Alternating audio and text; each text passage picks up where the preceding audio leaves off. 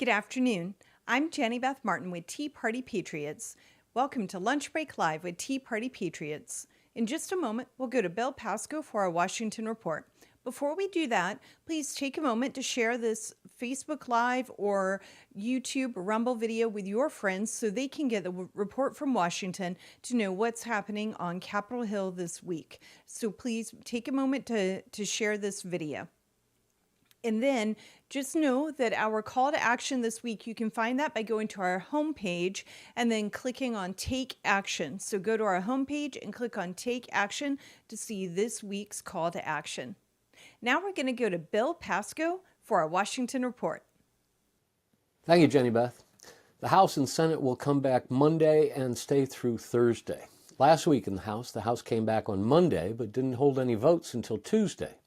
First up was a vote on the rule to govern floor consideration of H.R. 4468, the Choice in Automobile Retail Sales Act, H.R. 5933, the Deterrent Act, and H.J. Res. 88, a Congressional Review Act resolution of disapproval against the rule relating to improving income-driven repayment for the William D. Ford Direct Loan Program and the Federal Family Education Loan Program.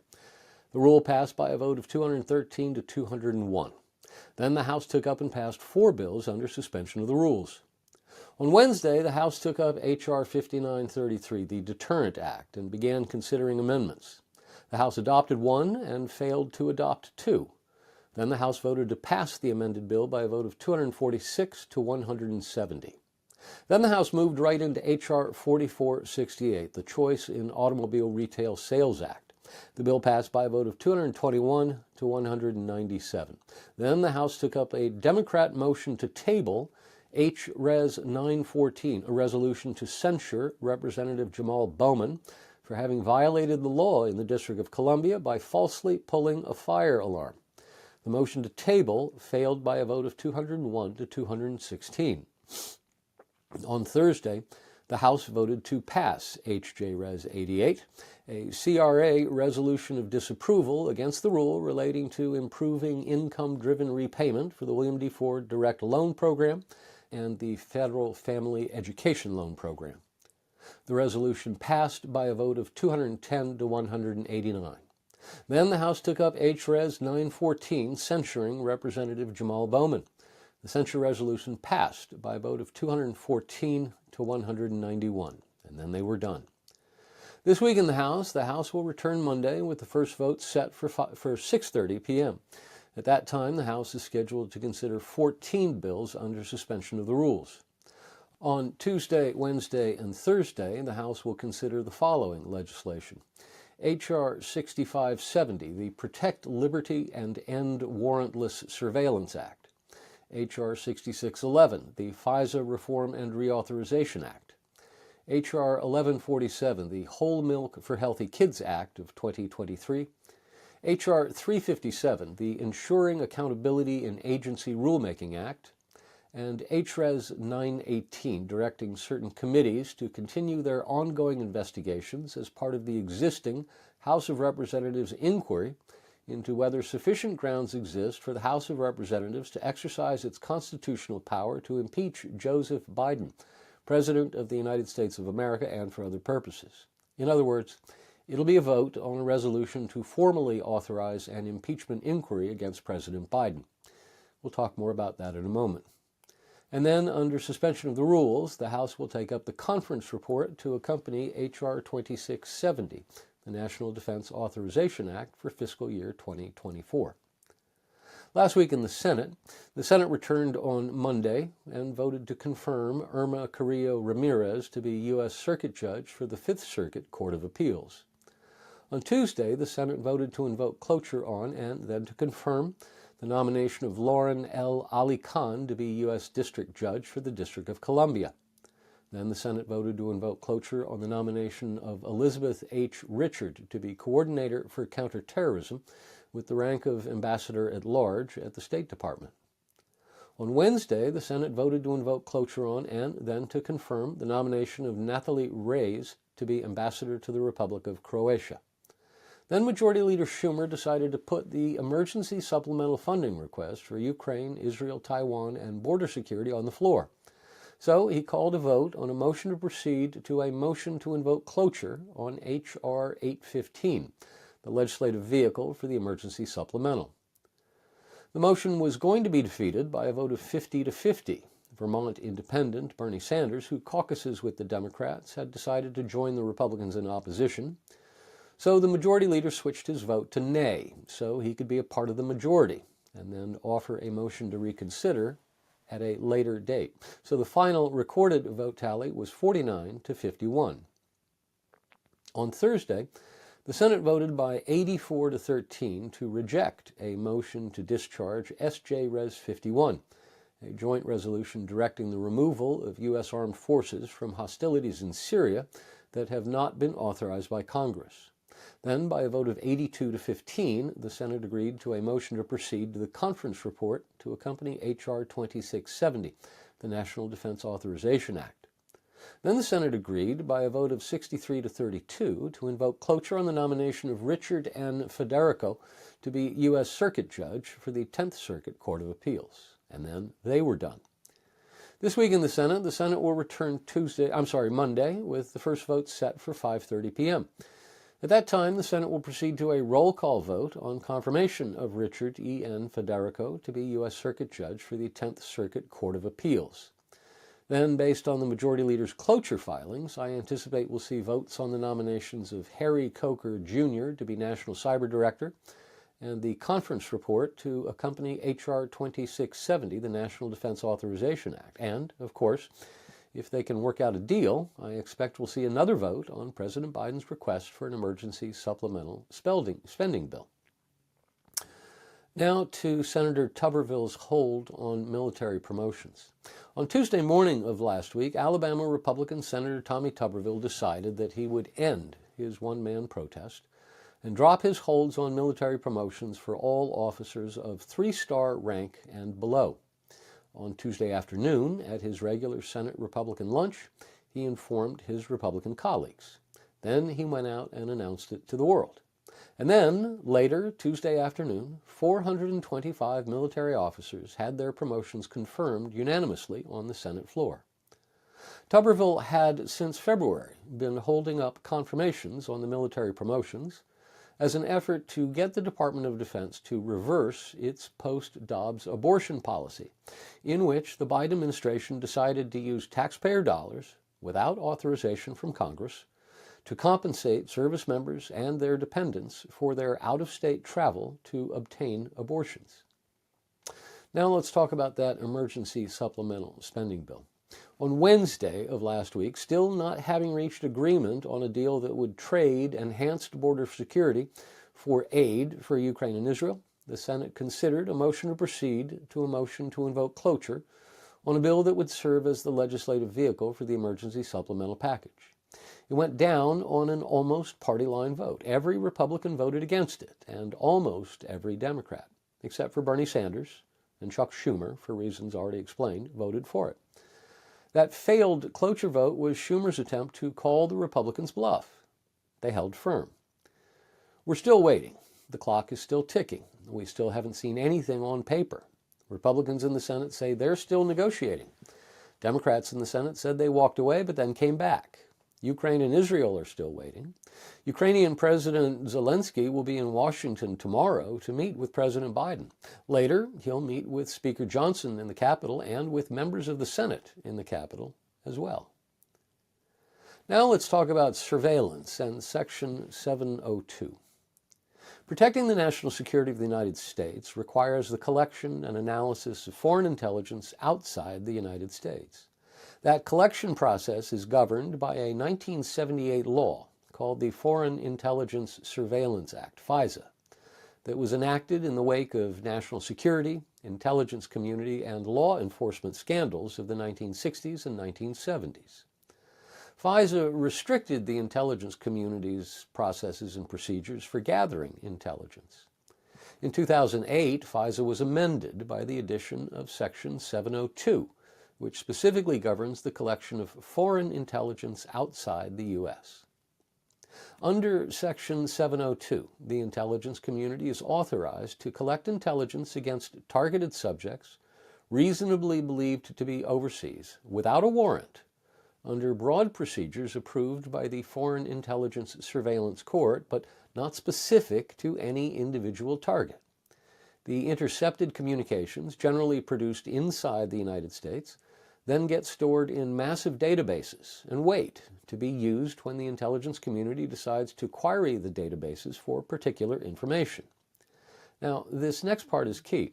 While the surveillance must be conducted against individuals who are outside the territorial boundaries of the U.S., the intelligence collection process routinely captures communications with individuals inside the U.S., including U.S. persons who can claim the protections of the Fourth Amendment's guarantee against unreasonable search and seizure simply because they are inside the U.S. when the communication takes place. These communications go into the database and can then be queried by the intelligence community using identifiers associated with U.S. persons. Intelligence gathered under Section 702 is central to the security of the U.S. In 2022, nearly 60% of the articles written for the President's Daily Brief, that's the chief daily product of the intelligence community, contained Section 702 information reported by the National Security Agency, 60%. Section 702 intelligence was used to help foil a 2009 plot to bomb the New York City subway. In 2014, Section 702 assisted in the removal of an ISIS leader. In 2022, Section 702 information informed planning for a military operation that resulted in the death of the leader of ISIS. And later last year, in 2022, Section 702 played a key role in the successful U.S. strike against Ayman al-Zawahiri, Osama bin Laden's successor as leader of al-Qaeda. Section 702 expires at the end of this month. If it is not reauthorized before then, as it has been several times since its enactment in 2008, it would be a catastrophic blunder that could lead to a catastrophic event. Against that deadline, an unusual political coalition of hard leftists, libertarians, and MAGA supporters have gotten together in the belief that Section 702 must be gutted because, in their narrative, it is the legal authority that allows the federal government to spy on American citizens. Many of them point to senior FBI leaders' abuse of the Foreign Intelligence Surveillance Court in the Russiagate investigation as justification for their argument.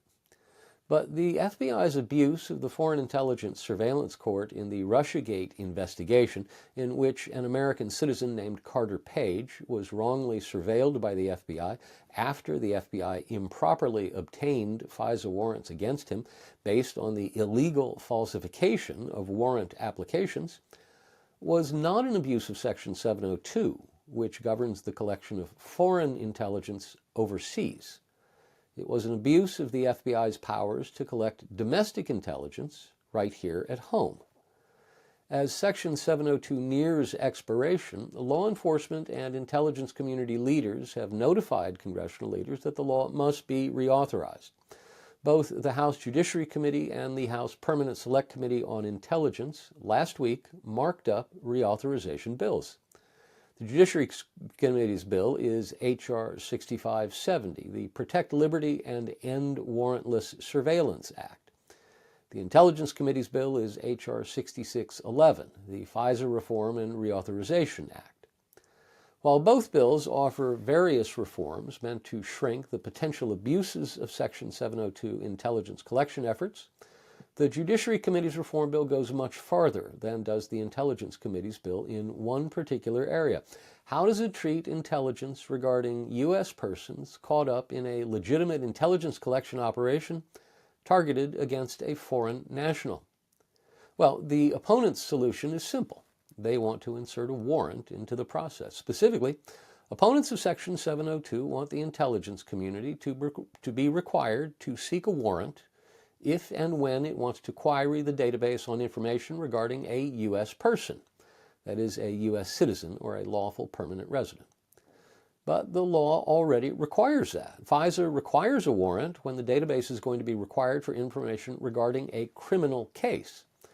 And there should be no warrant required when the government is seeking foreign intelligence. Two different things, foreign intelligence and criminal evidence. Speaker Johnson, still getting his sea legs under him as he adjusts to his new responsibilities, is not an expert on foreign intelligence collection, nor an expert on the Fourth Amendment's guarantee of a protection against unreasonable search and seizure. Rather than make a choice between the products of the two committees and then put that choice on the floor, he has announced that he will put both bills onto the floor under a rule colloquially called Queen of the Hill, in which the two bills are voted on in succession and the one with the most votes wins, as long as it has at least a majority of the body supporting it. And by wins, we mean that's the bill that gets sent to the Senate. Prior to that floor vote, House Republicans will meet tonight for a special conference meeting to discuss the two bills. Now to the Biden crime family saga.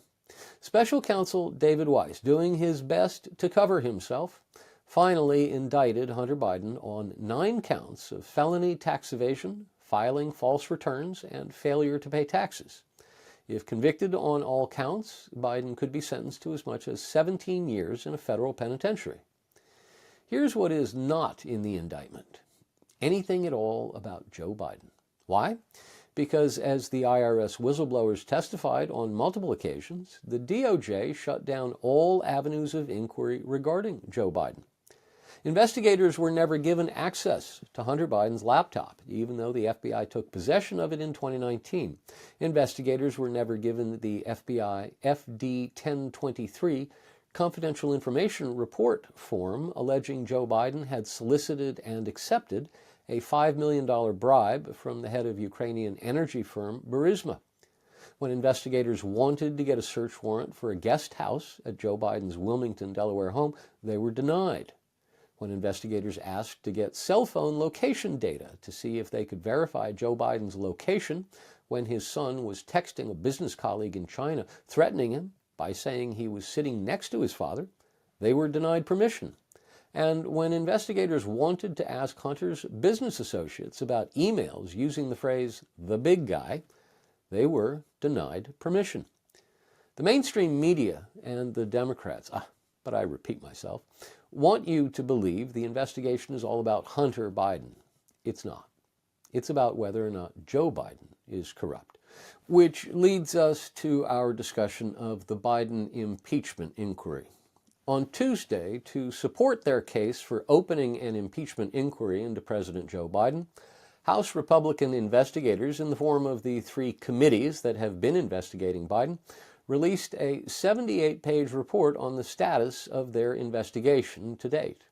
Issued by the House Judiciary, Ways and Means, and Oversight Committees, the document charges that the Department of Justice is preventing 2 would-be whistleblowers from testifying before the House. Quote, "The Justice Department has still not fully complied with requests for relevant documents, and it has impeded the committee's investigation by baselessly preventing 2 tax division officials, senior litigation counsel Mark Daly and trial attorney Jack Morgan, from testifying despite subpoenas compelling their testimony.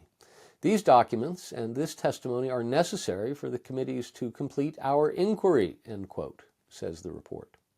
The report is divided into 3 major sections. The first section focuses on the alleged special treatment afforded Hunter Biden by DOJ officials.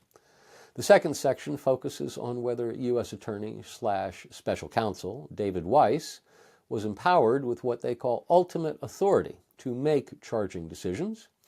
And the third section focuses on the broader attempt to cover up Hunter Biden's wrongdoing. On the same day, the 2 IRS whistleblowers we already know of, Gary Shapley and Joe Ziegler, testified publicly for the first time before the Ways and Means Committee. They confirmed their earlier testimony regarding the special treatment given to Hunter Biden during their investigation of him, and Shapley upped the ante at the end of the hearing when he said, quote, "What we need is a special counsel investigating David Weiss and the Department of Justice handling of this investigation, and that's going to include me too. Look at everything I did. Look at everything he says. Every report he writes is going to be self-serving. It's going to be a defense of the things they did wrong in that investigation," end quote. Elsewhere, on that same Tuesday, Speaker Johnson said he would move this week to bring to the floor a resolution authorizing an impeachment inquiry against President Biden. The House has no choice, he said at a Tuesday press conference, if it's going to follow its constitutional responsibility to formally adopt an impeachment inquiry on the floor so that when the subpoenas are challenged in court, it will be at the apex of our constitutional authority. This vote is not a vote to impeach Joe Biden, he said. This is a vote to continue the inquiry of impeachment, and that's a necessary constitutional step.